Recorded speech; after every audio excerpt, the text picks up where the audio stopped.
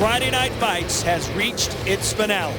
We are back in Southern California's Inland Empire and the town of Corona for the final installment of this long-running favorite of boxing fans. And no better way than to end with this year's Boxino Championships. The junior middleweight final will start tonight with return to the finals of Brandon Adams, who looks to finish the job this time around.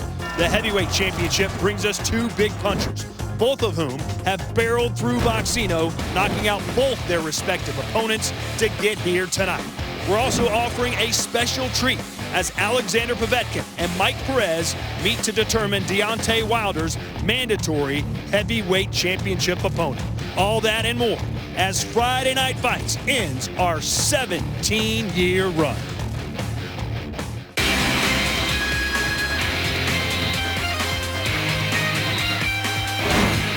Welcome you to Southern California for the final edition, believe it or not, of ESPN's Friday Night Fights. And we're going out with a bang. It's the 2015 Boxino Final in the junior middleweight division. John Thompson, a last-second alternate, wasn't even supposed to be in this tournament, and yet he finds himself in the finals, albeit a huge underdog, taking on Brandon Adams. In the heavyweight division, Andre Fedosov, the hard hitter, taking on Donovan Dennis, the upstart American, looking to spoil Fedosov's Boxino Championship hopes here tonight. It'll be 10 rounds in the heavyweight division. It's one of the longest running programs in ESPN history, Friday Night Fights, 17 years running, and it all ends here tonight in Corona, California. Coming up, we'll look back at Gennady Golovkin's victory over last year's Boxino tournament winner, that being Willie Monroe Jr., plus Joe Tessitore will give us a Friday Night Fights retrospective, the best of what has been a staple of ESPN programming here on Friday Night Fights. We want you to play a part of our finale. Jump on social media, reach out to me on Twitter at Grisham ESPN, as well as Nigel Collins, our social media contributor. We want you to send us your picks for the Boxino Finals tonight. Tell us who's going to win and why. Also use the hashtag FNFphoto, and we'll throw some of the best pictures on the air. You can't lose showing a picture of me. For our Boxino tournament finals, we have a special treat for you. It's the WBC heavyweight title eliminator between Alexander Povetkin and Mike Perez. And for that, we send it to the voices of Friday Night Fights, Joe Tessitore and Teddy Atlas. Thank you very much, Todd. Yeah, why not some bonus heavyweight coverage for the finale of Friday Night Fights? Earlier today from Moscow, it was the WBC title eliminator between Sasha Povetkin and the veteran Mike Perez. The winner set to become the mandatory for Deontay Wilder, assuming he gets past his next opponent. Of course, as many know, Teddy Atlas was the trainer who led Sasha Povetkin to a heavyweight title belt back in 2011. You led him to 6 wins, Teddy. Without you, his lone loss, Vladimir Klitschko. That was a disappointing night for Sasha. What was your take on Povetkin-Perez coming into today? I'll tell you what I said yesterday, just for those doubting Thomases out there that are not sure whether or not I said it today or yesterday. Did say it yesterday, that against Perez, a southpaw, but not a slick southpaw. A southpaw who squares up in front of you. A southpaw who's easy to find, that's right there to catch. And a southpaw that had 500 amateur fights. I felt that he's a bit used up. I felt that he's just too available, and he would be easy pickings, possibly, for Povetkin, who throws nice, accurate punches, and now does a good job of controlling range and distance. Mike Perez, Alexander Povetkin, earlier today from Moscow. Teddy and I will sit back and watch it with you. Full coverage of that fight right now, plus our Boxino heavyweight main event set to come. But enjoy the action from earlier today. На секунду должен сообразить, что делать. Как тебе сделать это быстрее, как тебе сделать это лучше и, конечно, успешнее. Все заготовки отрабатываются уже на тренировке.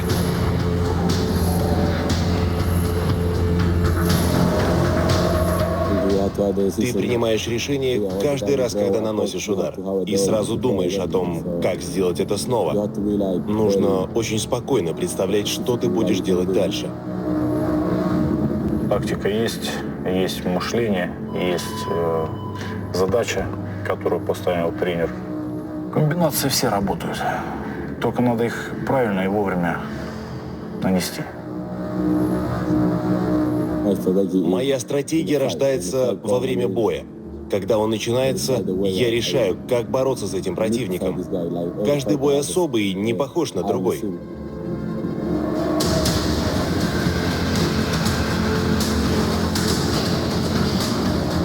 И слабые стороны, и уверенность в себе, все это можно назвать одним словом опыт. Мы смотрели несколько боев его. У нас есть несколько вариантов, как он может себя повести. Накинется на меня первым номером или будет на дистанции работать, и то отработаем уже. У меня нет слабых сторон.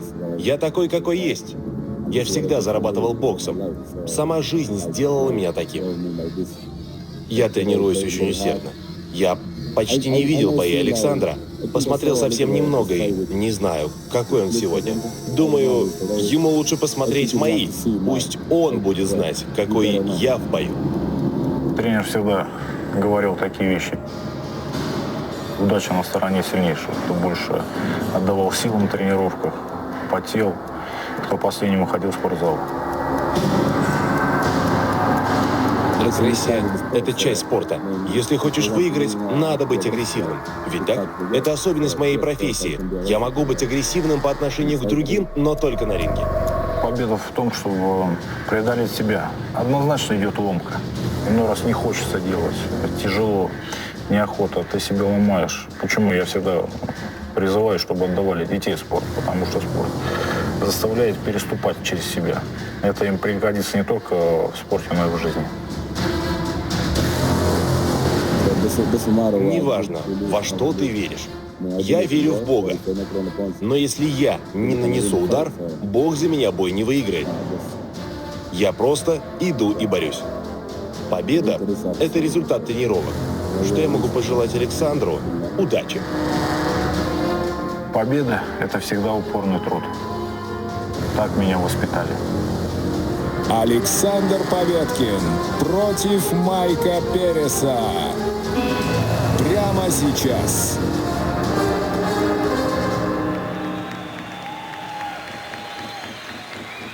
Дамы и господа, ladies and gentlemen, World of Boxing and the World Boxing Council are proud to bring you 12 rounds of boxing for the WBC prestigious Silver Heavyweight Championship. So now, making his entrance to the ring, here is the challenger, Mike the Rebel Perez.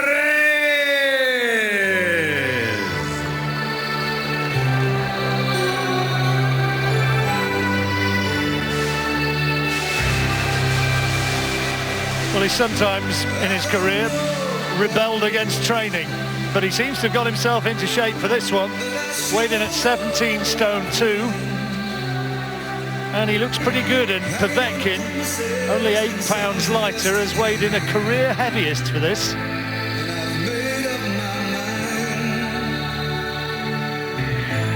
In stages of his career when he really did look as though he'd fallen absolutely out of love with it.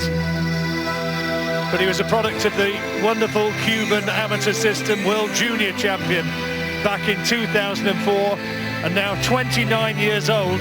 What a great opportunity this is for him. It really is. This is the sort of fight that this will catapult him into a world title fight for sure. Beating a Povetkin who is a phenomenal fighter at the heavyweight level.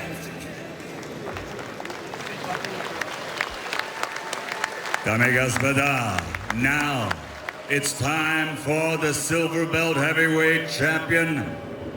Ladies and gentlemen, дамы и господа, Alexander Sasha Povetkin.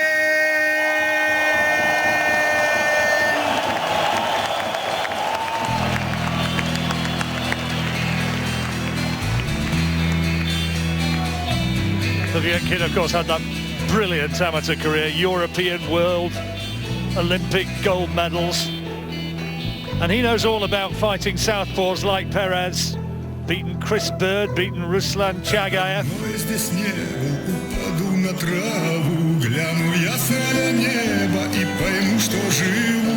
And by a lot of people's reckoning, and I know you go along with this, Barry, that Povetkin, second only to Klitschko in terms of talent and performances over the years. I think so. I think you've got enough young fighters coming up on his heels. But I think he gets overlooked because he's never in spectacular fights or spectacular performances, to be honest. He's a workmanlike performer, but he's very effective. He does everything good and nothing out of the ordinary great. So he tends to get overlooked by the public. We think of him as an outstanding champion, which I thought he was. He just come up against Vladimir Klitschko, who's just too good for anyone right now.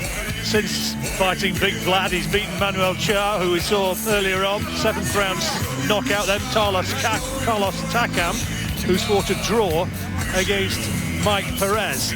So that may be a form line, but Perez, as I've said, sometimes not particularly well motivated, and he certainly will be for this.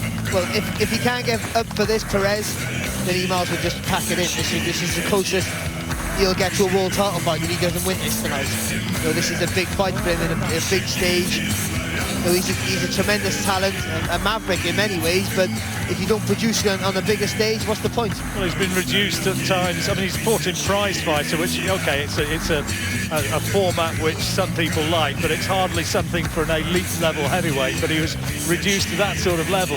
And here, if he wins this, he moves into a sort of a stratosphere of heavyweight boxing. Can he do it? At this time, ladies and gentlemen, we will honor challenger and champion with their respective national anthems. First, the national anthem for Ireland.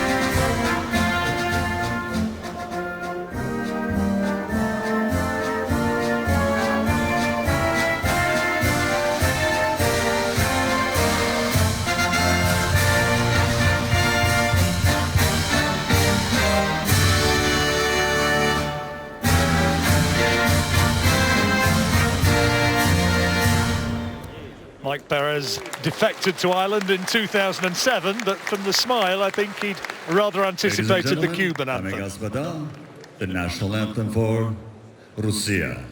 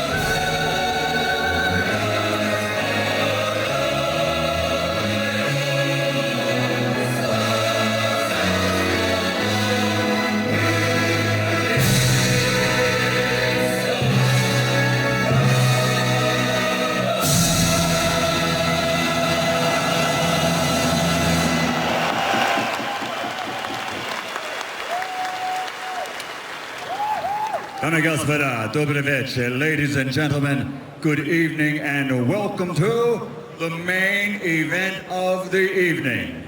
12 rounds of boxing for the prestigious WBC Silver Belt Heavyweight Championship.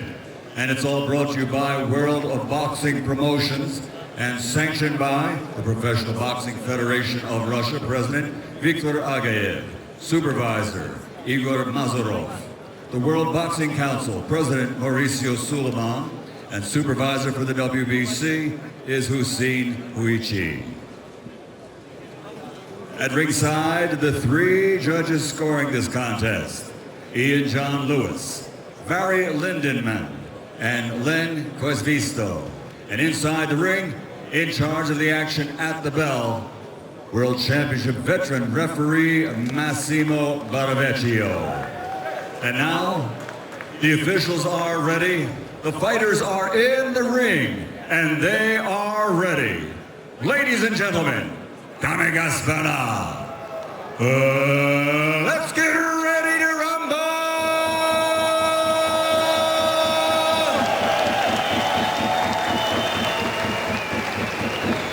Introducing first, fighting out of the blue corner, wearing red and weighing in officially at 109.1 kilograms. 22 professional fights, 21 victories with 13 knockouts, only one defeat. Originally from Cuba, but now living, training, and fighting out of Cork, Ireland, the challenger, WBC #2 ranked heavyweight contender in the world, Mike the Rebel Perez.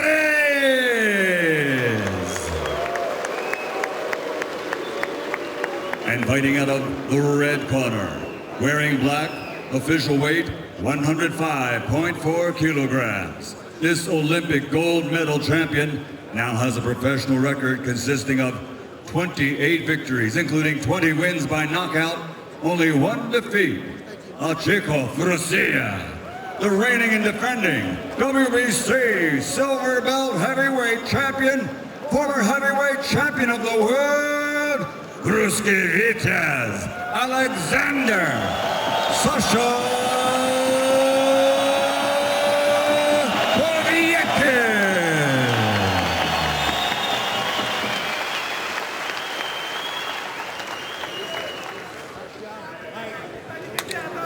Well, nobody does it quite like Michael, do they? Remember, Sasha, Mike, remember what I told you in dressing room. No rabbit punch, no low blow, and watch your head, okay? Good luck. I'm sure Michael Buffer wouldn't mind me imparting the information that this year he'll be celebrating his 71st birthday. He doesn't look bad.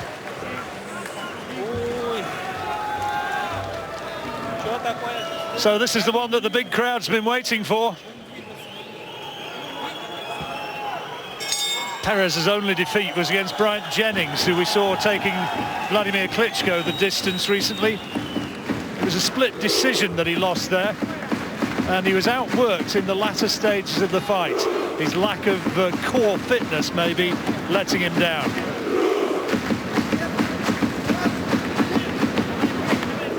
Everyone knows he's a talent, but what Perez turns up, that's always the problem. Well, as you say, Barry, if he can't get up for a fight of this magnitude, then maybe it's time to start thinking about doing something else. You would think so, wouldn't you? You know, this is the biggest fight of his career. He was, you know, the Jennings was a big one, might have got him a world title fight. This again will almost definitely get him a world title fight. Nice solid right hand from Povetkin, good fast hands.